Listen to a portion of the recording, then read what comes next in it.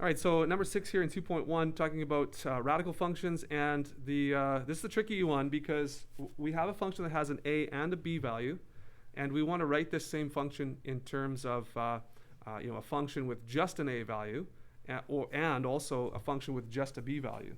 So as I mentioned a few minutes ago, probably algebraically we're gonna need to change this into an entire radical.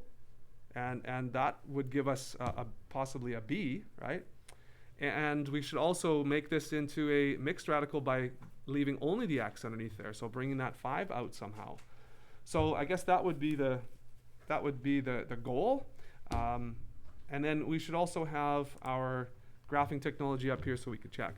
So right now I've got y equals root x and y equals 0.25, or 1/4 root 5x also shown. So the red is the original root x graph, and then here's our new one.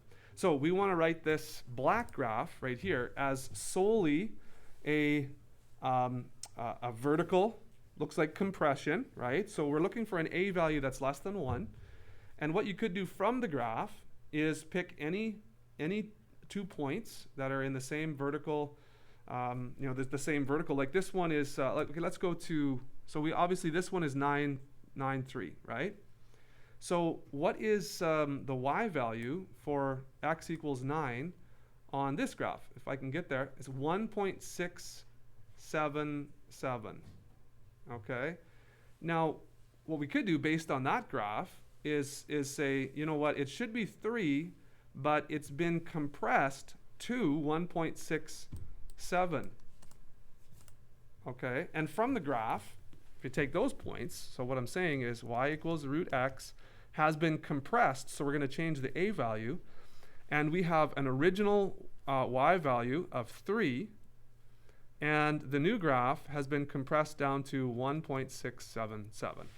Okay, now what we could do is we could say 1.677 out of 3. What's that as a fraction? Because that's how much it's been compressed, right? Or that's the factor by which it's been stretched or compressed vertically. So 1.667 divided by 3 is 0.555. Okay, so 0.555. Now, this is pretty close to 5/9, although I'll probably just leave it as a decimal here. We could do a 6 there somewhere. But it stands to reason, what I'm saying is that we could probably just do this, 5556 root x. And we should get this graph right here. Now, it's maybe not exact because we're using decimal places when we're rounding, but that's one way. Now what I'd like to do is maybe just try that. I'd like to try that out. Where am I? Desmos, okay? So let's make a new one. I guess just tap down here. So let's say this. Y, come on, show me the keypad. Y equals, what do we say, 0.55. What's happening here? Nothing's happening. Y equals 0.5556, and then we'll go square root of x. Okay? Now,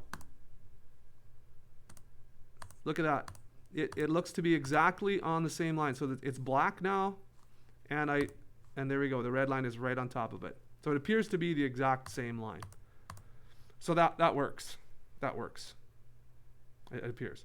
Now, algebraically, what could we do? Remember what I said just a few minutes ago, is what if we tried to make this an entire radical? So what if I simplified this, or sorry, a mixed radical, where I got the 5 out, okay?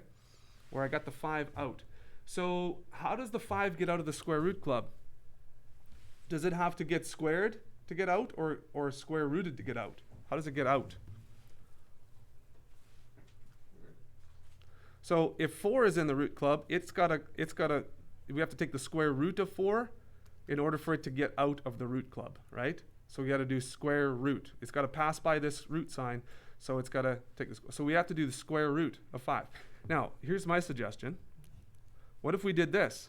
We pulled that square root of 5 out, and we multiplied it by 1/4. And see that? I pulled this 5 out of there. And now this appears what I have as an a value. Well, I'm curious as to what the square root of 5 divided by 4 would be? Not exactly this. Not exactly, but guess what? This decimal probably was rounded quite heavily. So guess what? Look at that. This is probably way more exact. They're virtually the same. Okay, to the they got a few thousandths difference. But guess what? I bet you this is going to be our very accurate version of y equals a root x. Okay? So there's two different methods there. Graphically, okay, and algebraically. Now, I'll do the second part of b here real quick as well. So if we want to find a b value, okay, let's go back to the graph. Let's try that graphing way first. We'll do it graphy way. We're not going to come down, though. We're going to kind of squish in or extend out. So let's take a look and see what that graph looks like. So this graph here, again, we'll go with the original graph is red, and the graph we're trying to mimic is black. Okay. Get rid of that point. So we've tested going down, down, down. Okay, but let's test. It looks like this. Let's see. I've got a y value of 2. See, 4, 2. Okay, 4, 2. And if I stay on y equals 2, I'm going to go and find out where the new x value is. So look at this. I'm going to travel right along this line, and I'm going to find out where is 2 as best I can. Oh, it's coming. Oh, it's getting super. Oh, there it was. There we go. 12.82. Okay. So I want you to see that this red graph, also we could picture this as a horizontal stretch. Okay. This red graph, we're like pulling it so that it stretches down like this, right? Pulling it. So what was that, 12.8 did I say? 12.8, okay, I think so. So 12.8. So if the graph is being stretched by a factor of 12.8, it would stand to reason, to me, that the b value is what? Who can help me? What's the b value?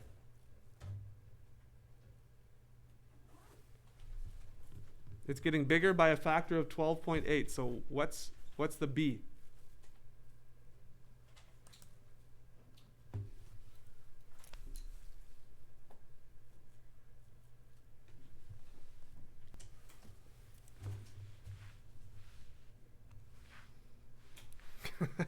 Okay, so if a graph gets stretched horizontally by a factor of 2, it gets stretched out, twice as far horizontally. We know that the b value is 1/2. You said that to me. Okay.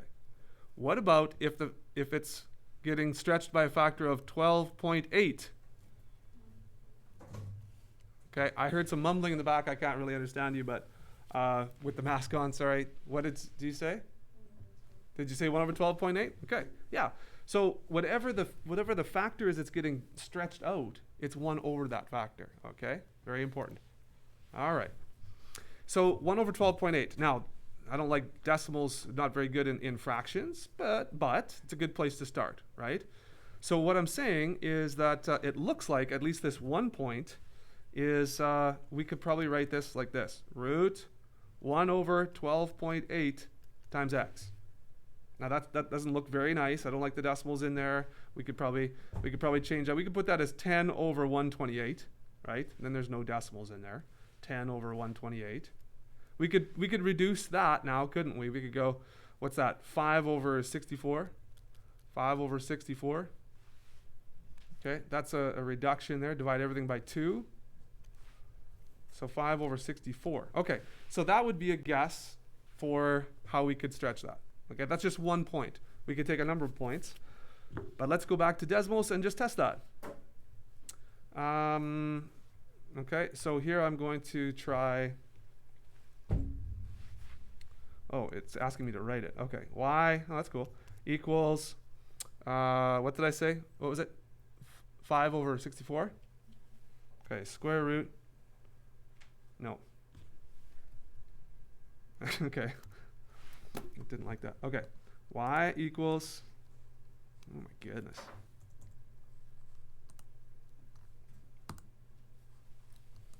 Y equals square root of, do a fraction, 5/64 bracket, nope, bracket, and then times x, right?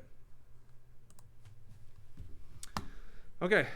Oh, boy, this blue graph definitely looks way different, doesn't it? That looks way different. Okay, so what's the problem there? How come the other one worked and this one didn't work? What do you think? Anybody see anything? Notice anything that's a bit iffy there? A bit questionable? Did we take these points correctly? Was this a factor of 12.8? Was that for real?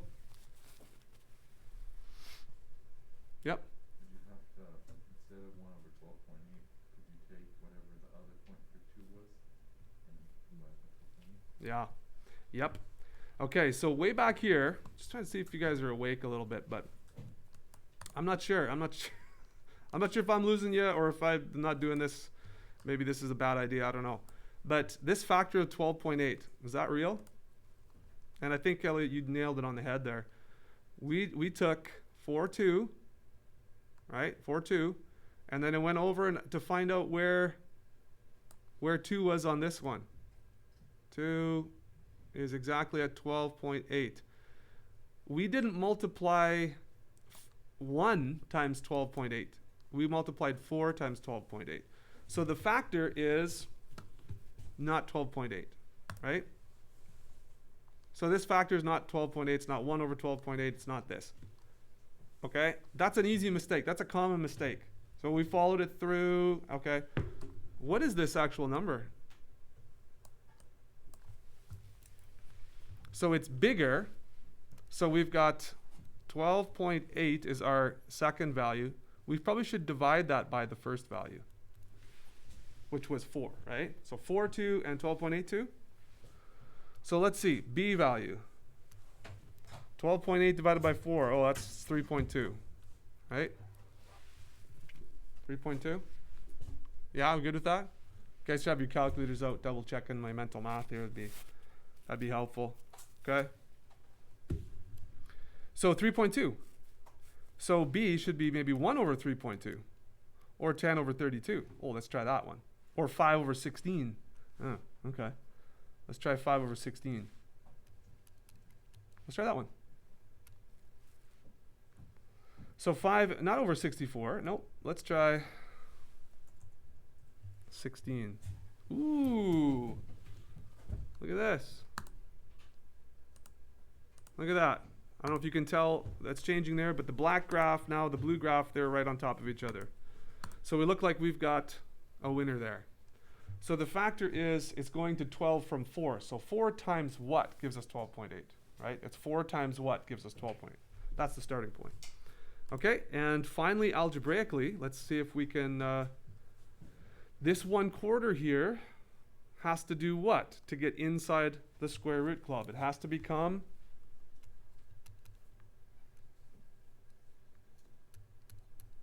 what does 1/4 have to do to get inside the square root club?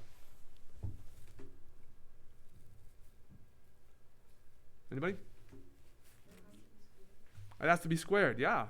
So 1/4 has to get squared. So 1/4 times 1/4 is 1 over 16. Oh, looks like we're nailing this one right on the head. Look at this.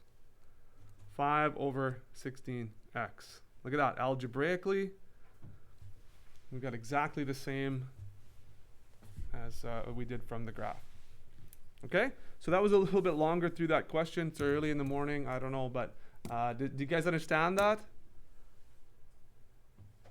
Is there any questions about that, or do you get that? You can look from the graph. You can do the entire mixed radical thing and simplify the radicals. So 2 ways doing that.